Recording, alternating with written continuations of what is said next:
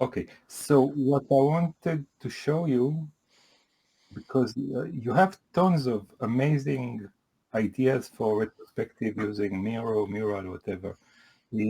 So I wanted to show you what we did, because I think what we did is unique in the sense of silence. Hmm. And it's part of, I don't know if you follow me on other stuff, like this is a product I've that seen your meeting, Spicer. Yeah, I remember you introducing it to me, or introducing it to a group of us at Play 14 last year. you were there, Yeah, I was awesome. there. I was there with Pierre and the gang. Mm, mm. So why am I mentioning this? One, because I think of this all the time, of course, but the one thing that is really powerful here is the idea of silence, the idea of injecting silence into group dynamics. And the two guys I did this thing with, uh, Angela and Ricardo, I met them in Play 14, and they had a wonderful 1 hour retrospective of, done in silence. And I loved it so much that when they said that they're leaving and other people said that they would like to see it again, I said, I'll do it again, but this time I'll do it without any facilitator. So you will have all the instructions, but I won't be in the room. And these two, they loved it so much that they stayed in the other one just to see how it works without facilitators. And we took this idea into the virtual world. So I'll show you how it looks more or less. I'm not the master of Miro, so I'll show you what we prepared, Sure. and you'll take from it what you'll take, I guess, right? Okay. And for So I'm this, I have intrigued by to. this. As I said, I was intrigued by your offer to talk about this subject. As someone who does create a lot of different retro themes, and I'm a believer in enabling retrospectives to be fun and engaging and different. The idea of doing it in silence, given that silence is often an uncomfortable subject for some teams, they feel the need to fill that silence. The Yeah, idea of but doing uncomfortable this, is great. yeah, but I said for some people it's uncomfortable, for some people it's fine. So the idea of doing this silent retrospective intrigues me. I'm honestly, I'm open to the experiment. I'd love to see how it goes. So I'm keen to see and hear what benefits you So think it will bring. just the way we set it up, we start. In fact, I'll walk you through it over there. But I can't let's see a see. screen share yet if you've started Just that. it's. I guess it's because I didn't share it yet. And here you go. Aha, yep, it's coming The, up. It's coming all up. right. Now let's see. Frames, tell me when you see it. I can see. I see the. Oh, There you go. okay. So when you, how do I remove this thing? So if you just yeah, the button there, the little to the left, that one. You press the map button. No, one to The the left. map. Press that. It should unpin it. There we go. Yeah, good. Okay. So, okay. So, and I'll make it full screen here. Full screen, go. Yes. Okay. The, this is where you land. Hmm. Even let's make this smaller, or I can.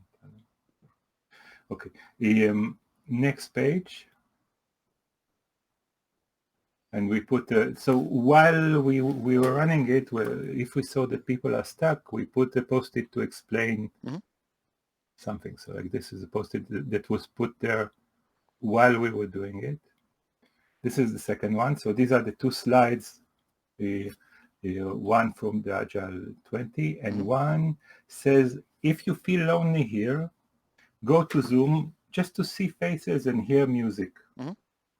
So you have now, you have a sense of community. You have like, you can see everyone, no talking, and there's music and soft music in the background, just for so you understand what the experience is. And someone landed here and she didn't understand this. So we didn't have a lot of participants, and one was totally lost. She never used Miro, and she was wandering here, and we saw that she was lost. So we helped her a little bit, again using post-its, using like notifications on the thing. What may So have actually been helpful here mhm. is just another slide, just with some general how to use Miro tips. So that if anyone did get stuck, you can say, go here, and they can take a look at that, and then, okay, great, that's how I interact with the board, that's how I use a Post-it note, great, now I don't need to ask the question. And perhaps next time I'll steal one from you, because I'm sure you have tons. I've got lots of these little, intro to Miro slides, yeah. Okay, so I'll just walk you through what's happening here. So you have here a link to the Zoom, and I had a post-it saying 10 minutes to go, 5 minutes to go, and I updated it all the time in the landing page. And this one says the principles: no speaking, go with the flow, 90 minutes ends at this time, and respect each other and have fun. Okay, and here you see this is what we put. If I'm lost, use the chat to ask someone, see where all the cursors are, use the Zoom chat, take it easy. Okay, just Okay. trust life. And the check-in. So the check-in is where are you from and what is your mood? Sure. And you put stuff here. Apparently we're all from the same region, from Europe. It wasn't that international. And next one is a warm-up. And the instructions worked well, and if they didn't, they saw what others did. Basically, write your name on a post. Okay, let's go to the example. Okay, write your name, connect to someone, ask questions, answer, and then find an image that suits that person. Okay. And so we have an example here, which was a live one. Okay, so 2 people, lots of examples. Yeah, like this is Interesting. me and Ricardo. So I believe that we can fill in that. What animal are you? Lion. Any kids? 2 kids? Were from Italy. So I searched an image of a lion in Italy, and that's what I found. Sure. Okay. So just get to know each other, make some connections. And here you see like in the connection, are you finished? Not yet. And now yes, and they change, like it changes all the time.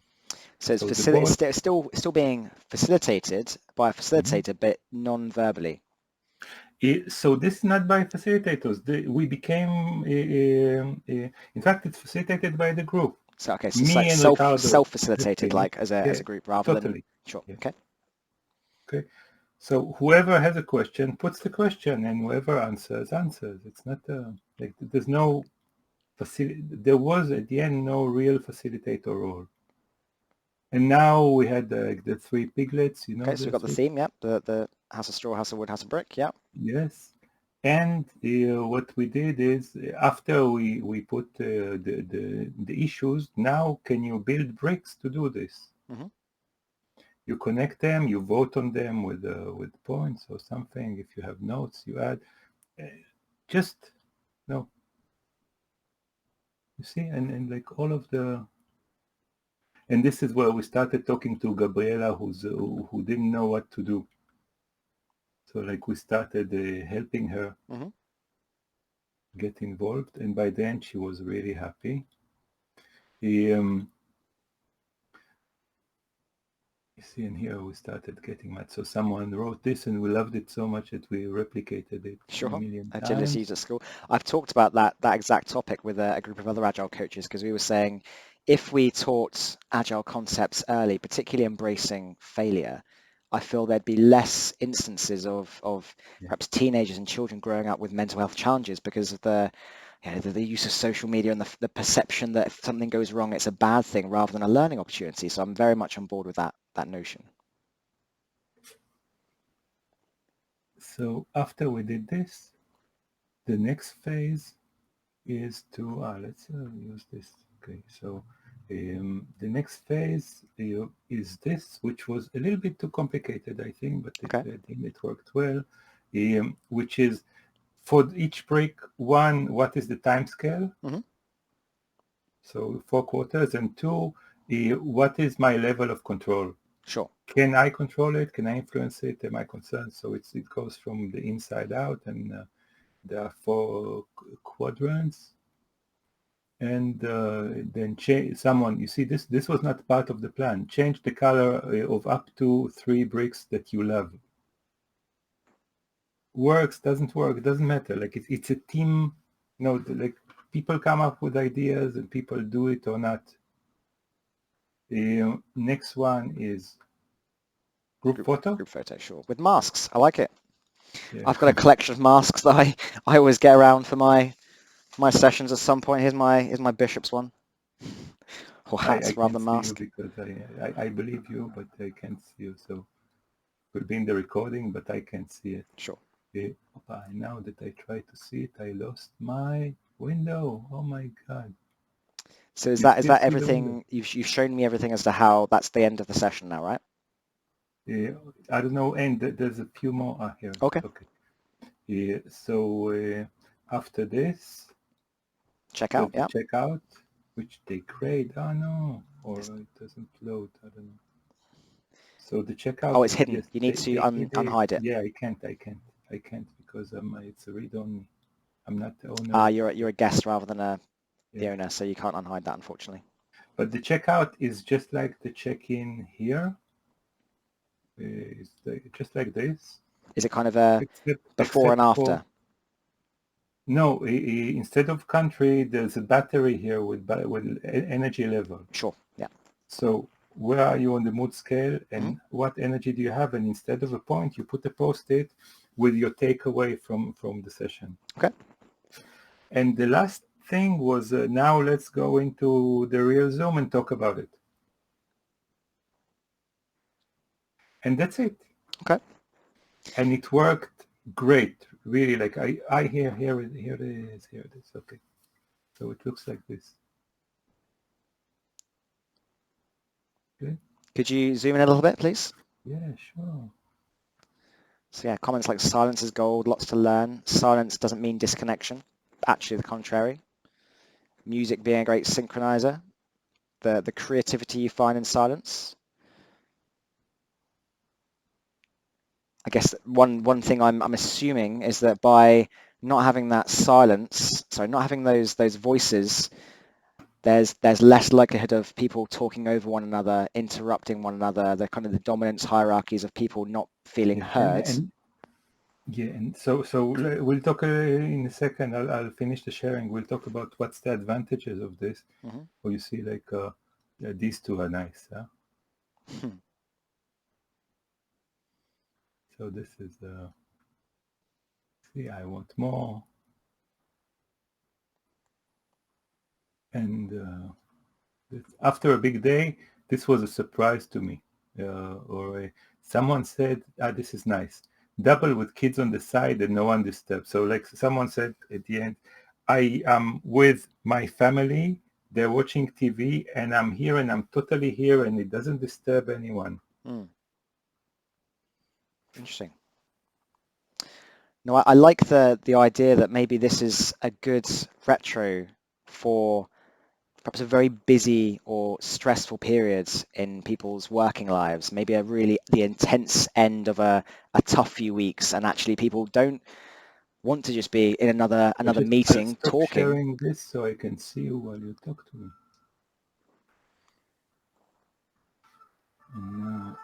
Can you see me? And in a second I will. Yes, okay. Now there we go. Yeah, I just think I like the idea that this might be a good retro for kind of that end of a tough period of time for the team that's doing the retro, and as you said, like just embracing that silence, feeling connected despite it, being able to focus. It sounds like an interesting concept. It's definitely something I think I will experiment with some of the many teams that I work with. And again, I think, I guess the one shame about that event you did was that there wasn't as many people there. It would be really interesting to see how this would work with. I would love to do. I think a lot of people were curious after the event, so I guess like in a few weeks we'll do one. I'll publish it on LinkedIn with a lot of people. And I would love to facilitate an event with 100 people doing this. Like it's, I love to fail big. Yeah. I'm the same. Trust me. Love doing the same. Yeah, I know that. That's why I wanted to talk to you. What else? Like the advantage of silence is also that at some point you're anonymous. Like you don't feel that everyone is looking at what you are doing. So you can participate as much as you want. You can write stuff that you would be ashamed to have your name on. Like you can write silly questions. You can say, can someone help? Like you can do half of something and people will complete it. Do you know the dinosaur out of post-its exercise? Yeah, I call it DIY Dino, and I use it as a way of teaching definition of done. But I'm familiar with the term, and often it's used as an intro exercise or an icebreaker. Yeah. And it's the same thing, like you see that a creation comes out with no real owner. And also, like one thing that I discuss when I do this is how do you know that it's done? Because at the end, the team knows that it's done. It doesn't need any clear definitions. No, So again, what I like about the concept at the moment is it feels like a great intro, specifically, especially for a team or a company where psychological safety perhaps isn't inbuilt or entrenched or the norm yet, and therefore this seems like an introductory style of retro that you could use to enable people a voice where they may not feel quite there yet, where they could challenge or say something that they may be worried about worried about the consequence of sharing that. yeah. And another thing is that in this, and also like in the Dino exercise, you suddenly see the voice of the team. Like you see, this is like you see even the energy of the arrows that are moving. No one, no one manages where the arrows move, but you see that there is a cloud of intention. Same thing with the dinosaur. Suddenly something forms, and no one who's dominant says, "Do the dinosaur here," and the head should be there. Again, another thing I like about this, and that's what you were saying, a crowd of intention is bringing that experience, which can sometimes be very verbal and just auditory, to a visual experience that everyone can see, and it makes it feel more tangible somehow, because you can see it. If this was a year and a half ago, you might all be crowded around a whiteboard putting post-it notes or something like that, and you feel part of something. By doing this and seeing these post-its come together, but in a silent way, I guess, can maybe replicate that experience virtually somehow. Yeah, and now that you mentioned it, I ran a silent retrospective live a few times before this new situation, not new already, situation, and it's always magic. So like I was in once with a team, and all the walls were white walls, like were whiteboards, and they had tons of colors of markers to write on, and I just put music, and I wrote on the whiteboard, really, no, at the top, what were your takeaways from this sprint? And there's Carlos Jobim like in the background, and someone took a pen, and suddenly there were 10 people writing on the walls, and now they look around and they ask each other questions, and everything is done on the board.